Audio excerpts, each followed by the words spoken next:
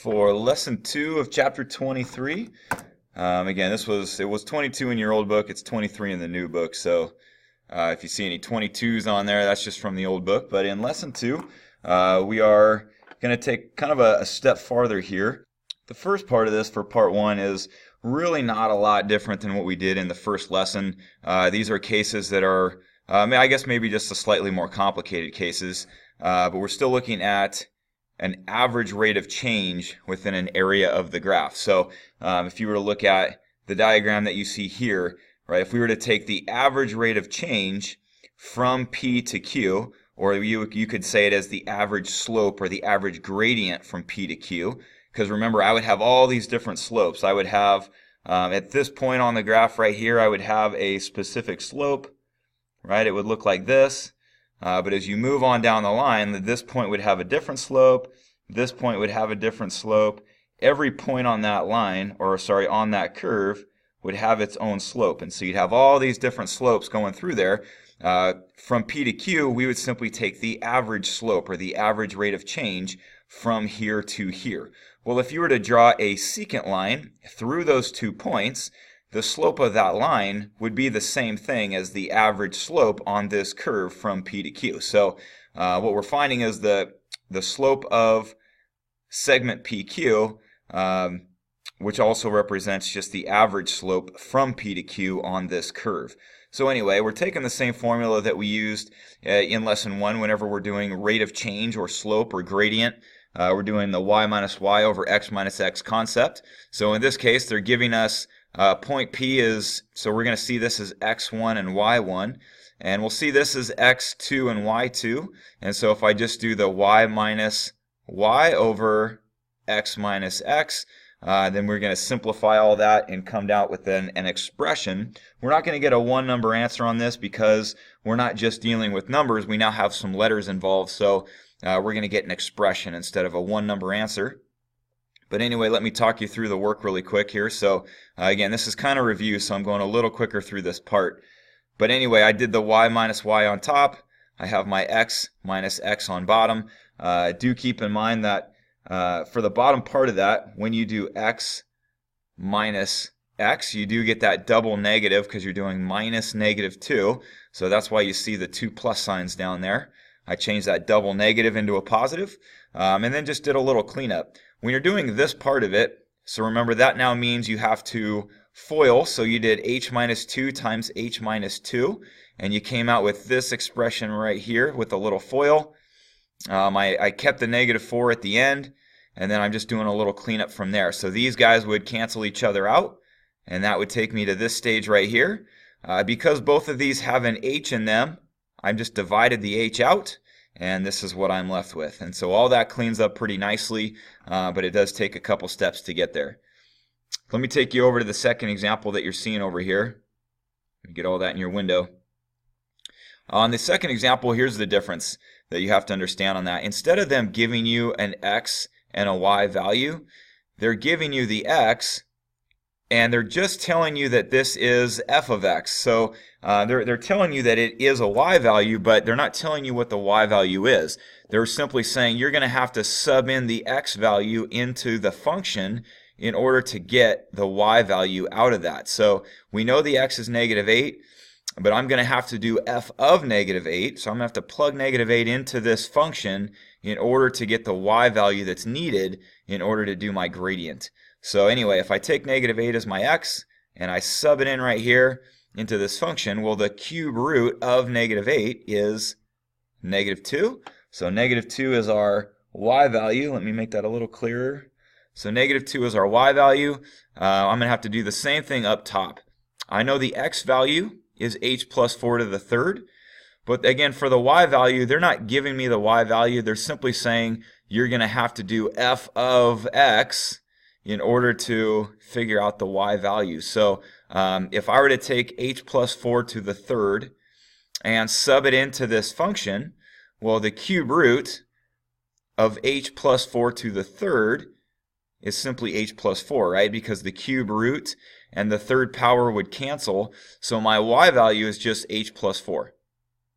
But again, this represents my x, and this represents my y, just like this just like this one on the other side represents an x and a y value. But now I can go through with my y minus y over x minus x. And so that's the layout that you're seeing right here within my gradient scenario setup here. So again, the idea is I am taking the average rate of change from P all the way to Q, right? Remember, there's a whole lot of slopes going on here. There's an infinite amount of slopes taking place. I'm simply finding the average of all those slopes, which, if I drew this segment from P to Q, would be the slope of that line. So anyway, if we do a little cleanup on all this, the one thing that I would point out for this scenario, when you do h plus 4 to the third, so you can, there's two ways to do that. One is to lay it all out and do h plus 4 times h plus 4 times h plus 4. And you can go through all the distribution on that and all the cleanup on that in order to come out with the expression that you see right down here at the bottom, these four terms. You can do that. There was a formula that you learned in Algebra 2, looks like this, that also applies. So here's the h plus 4 to the third. And so this represents the h to the third power. I'm then doing h squared times 4. I'm then doing h times 4 squared. And then at the end I have 4 to the third power. So if I apply this formula, I can get to this stage a lot quicker. So that's the way I would do it, and that's the way I recommend. But either way, whatever, if you want to use the formula or if you want to do a lot of distribution, either way, that's something we're going to have to deal with. So anyway, after all the cleanup is said and done, you come out with this look right here, and that's as simple as it's going to get for that problem. So this is the overall expression that represents the average rate of change from P to Q on that function. Okay, moving on down to part 2. We're now getting into basically what's going to take us through the rest of this chapter, which is something called the limiting process. The limiting process is a process that is used to introduce calculus. We're now kind of getting into the idea of calculus, which I'll kind of give you a little more depth on. But chapter 24, which is going to be our next chapter, is pretty much calculus. It's the first chapter of calculus that you would do. What we're doing is the background behind chapter 24, the next chapter that we're going to be doing. This is a concept that is always used to introduce calculus, is the idea of the limiting process. It's why the calculus works in the next chapter. In the next chapter, you get all these shortcuts that we get to use for calculus. This is sort of the lengthier version, but this is the background to why all those shortcuts work. So it's the necessary piece of the puzzle here to understanding the calculus of the next chapter. So anyway, the limiting process, it's going to go something like this. When you were doing these problems up here, and we were taking an average rate of change from P to Q, well, that's simple. We can just go back to an old slope formula in order to do that. Because I have all these points I can use, I can just do a y minus y over x minus x in order to get the slope of a line. But that's an average rate of change. What if we want the instant rate of change? So what if I want the slope or the gradient at one specific point? Well, how do you do that with this formula? In order to use our slope formula, you have to have two y's and two x's so that you can do y minus y over x minus x. But what if you just want the rate of change at an instant point on the function? You no longer have two y's and two x's. So how do you do that? And this is where the calculus comes into play. So this is how the calculus works, is it's used for finding an instant rate of change at one specific point, instead of being able to use two different points. So you're only given one point, so that must mean I need a different process. I can't use y minus y over x minus x if I don't have two y's and two x's to use. So one way of doing that, the most common way of doing this, is what we'll be doing in the next chapter with the use of what we call derivatives. And that's kind of some beginning calculus stuff that we'll be getting into. What you're seeing down here with the limiting process is sort of a lengthier approach, really, but it's why derivatives work in the next chapter. So anyway, the idea behind the limiting process is simply this. We don't know what the instant rate of change is at this point. But what we could do is we're going to say, let's just pick 2 points. I'm going to pick that point, and I'm going to find the average rate of change from here to here. Okay, well that's great, but I want the instant rate of change at this point. So what we're going to say is, okay, so we found the average rate of change from here to here. Well, what if we zoom in a little bit? And what if we now find the average rate of change from here to here? And that's great, and that's going to get us a little closer to this point, but it's still not exactly what we want. We want just the instant rate of change at this point. So we're going to say, okay, let's zoom in even tighter. And let's go the average rate of change from here to here. And now we're even closer, and now we're going to say, okay, well, what about the average rate of change from here to right there? And now we're super close. But what we're doing is we are zooming in or approaching a limit of a specific point. And so the closer we get to this point, the more clear we're going to see, okay, here's what we are approaching. Here's the limit that we are approaching as we get closer and closer and closer to point P. So we are zooming in on point P by doing what we are doing. And so as we get closer and closer and closer to point P, we're going to see, okay, here's the value that we are approaching the closer we get to point P, and that must be the rate of change at this point. So anyway, here's how this works. So we're kind of breaking this up into 2 parts, into 2 different lessons, but it's really all one big process that we're doing here, from all the way from part A all the way through part E is really one big process. But it's kind of the heart of the calculus that we're going to be using in the next chapter. So anyway, we're given a function.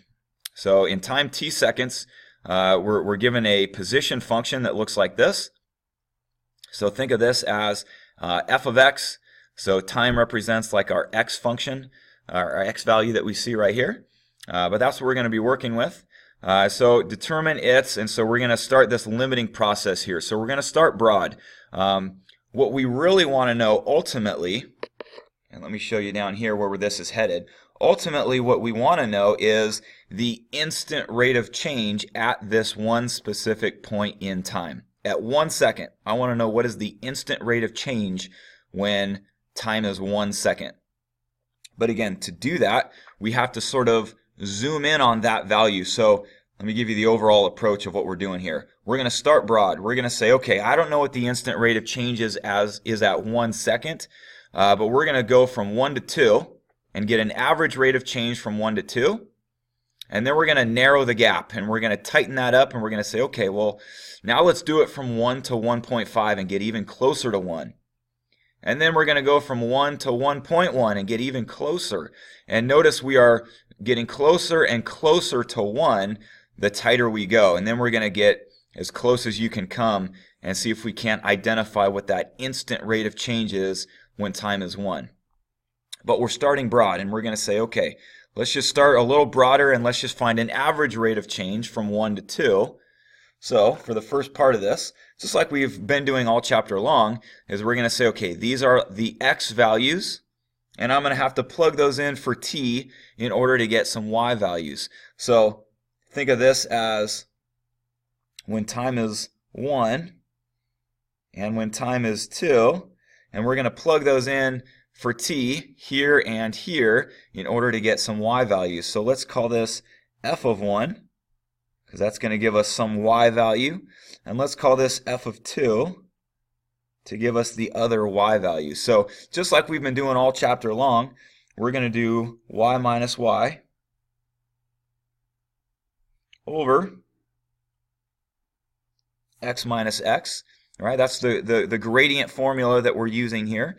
So in order to get the y values that we have on top, we're going to have to sub a 2 in for t and then a 1 in for t in order to get those y values that we have. So some of these numbers won't come out real pretty when you start throwing in some fractions and exponents and things like that, but we'll just use some decimals if we need to. So if you were to sub a 2 in for t up above and simplify all that, you're going to come out with a value of 1. If you sub in a 1 for t and simplify, you're going to come out with 0.75. So those were the two y values that we came out with, and if we do a little cleanup on that, then we're going to get 0.25. So that is the average rate of change, 1/4, from 1 to 2. And so now we're going to get even closer to 1. We're going to zoom in and we're going to say, okay, let's get a little tighter and now go from 1 to 1.5. So same idea, those are the x values, and I'm going to plug those in to get some y values. So my x's are 1 and 1.5. And we're going to plug those in to get some y values to go with them. So just to give you some proper notation here, here's essentially what we're doing, right? And so these are the x's, and this is f of x, which I'm going to sub in to get a y value for. Same with this one. So anyway, if we go into our kind of the general scenario that we've been doing all along, we're going to do y minus y over x minus x in order to get the average rate of change from 1 to 1.5. So if you sub in your 1.5 up top, then you're going to get a y value for him. If you sub in your 1 for x here and here, you're going to get a y value for him. On bottom, 1.5 minus 1 is 0.5. And so if you do all that in your calculator and do a little cleanup on that, then 0.375 is the average rate of change, or the gradient, from 1 to 1.5. Let me go one more step on this and say, okay, we're going to go even tighter now. We're going to say, well, what's the average rate of change from 1 to 1.1? So now we're only 1/10 of a unit away. So we're super close to zooming in on this instant rate of change for time is 1. So we're going to go one more here, and we're going to say, okay, 1.1. So we know these are the x's, are 1 and 1.1. We're going to plug those in to get some y values. So that's going to be f of 1. That's going to be f of 1.1. And we're going to zoom in on t equals 1 here. So same approach, you're going to do y minus y over x minus x. So you're going to have to plug in a 1 to get this y value. You're going to have to plug in 1.1 to get this y value. And then you can do y minus y over x minus x. And if you do all that, you're going to come out with a gradient of 0.475. And so what we're going to see here in a second is, what if we just keep getting closer and closer? What if I go from now 1 to 1.01, 1 to 1.001, and get even closer and closer to 1? We're going to see a limit that we are approaching the tighter we go. So for the last step in this lesson, what we're going to see here is, it gets a little tedious doing this process over and over and over again. So let's see if we can't simplify this a little bit and get some kind of a general expression for what we're trying to accomplish here. So if we are trying to go from 1 to 1 plus something, so again, notice in the first one we went from 1 to 2. So think of that as 1 to 1 plus 1. In this one, we went from 1 to 1.5, so think of that as 1 to 1 plus 0.5. Here we did from 1 to 1 plus 0.1. So that's kind of the idea, is every time we've been going from 1 to 1 plus something every single time. So let's see if we can't get a general expression that will make life a little easier than having to do this over and over and over again. So what if we just said, okay, these are the x's. So 1 plus h and 1 are the x's. So 1 and 1 plus h are the x's. And f of 1 and f of 1 plus h are the y values. Right? Let's get a general expression for what's taking place here. So let's do our gradient of y minus y over x minus x and get a general expression that's going to work. Here's what it's going to look like. I'm just showing you where that's coming from right now. So I'm going to do my y minus y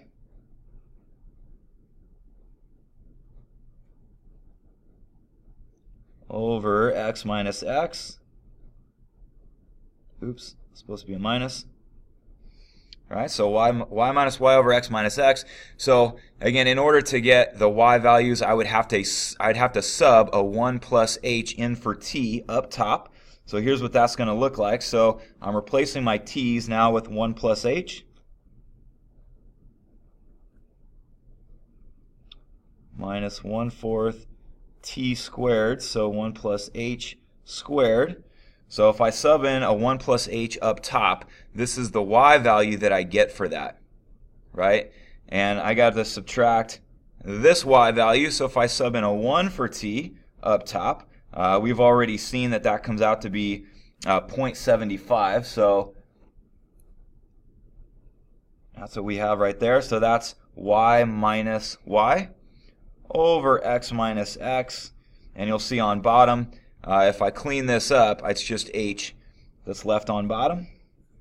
That will always be the case, by the way. If you do this right, you'll always have just h on bottom.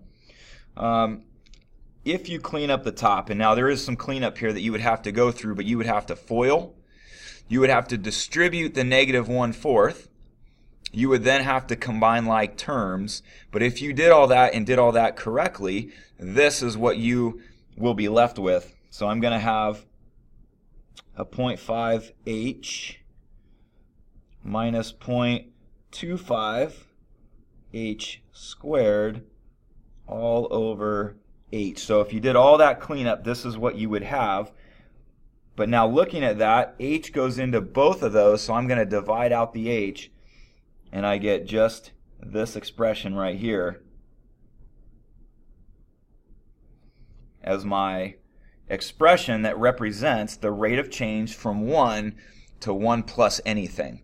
Is now represented by 0.5 minus 0.25h. So this becomes an expression that I could now use to get any of these results. So let me show you one really quick for how this works. So let's just say I wanted to go from 1 to 1.5. Well, so think of this as from 1 to 1 plus 0.5. So what you have to notice on that is that makes h 0.5, because you're going from 1 to 1 plus 0.5. So if h is 0.5, so all I have to do is look at that and say, okay, how do I get that answer? Well, based on this expression, if h is 0.5, let's just sub in a 0.5 right there. So if I do, let me clear that out. So if I did 0.5 minus 0.25h, there you go, 0.375. It's the same result that we got when we took this whole process, but now look how much quicker I got it by just subbing in my h value into that expression. So same thing right here. What if I wanted to do it for from 1 to 1.1? So again, notice that would mean I'm going from 1 to 1 plus 0.1, which means h is now 0.1. So if I did 0.5 minus 0.25 times my h, again 0.475, notice it's the same result I got here, but look how much more quickly I got that by using this process. So this is why this works. So I did a slope process to get this, but now that I have a general expression for any slope, I can get it much quicker. And so that's where this one's going to end for lesson 2, is figuring out how to get that scenario, that expression for slope, from 1 to 1 plus anything. I can now use this to get these results a whole lot quicker. And so that's where this finishes off in lesson 2. We're going to pick up from there in lesson 3 to finish off the limiting process.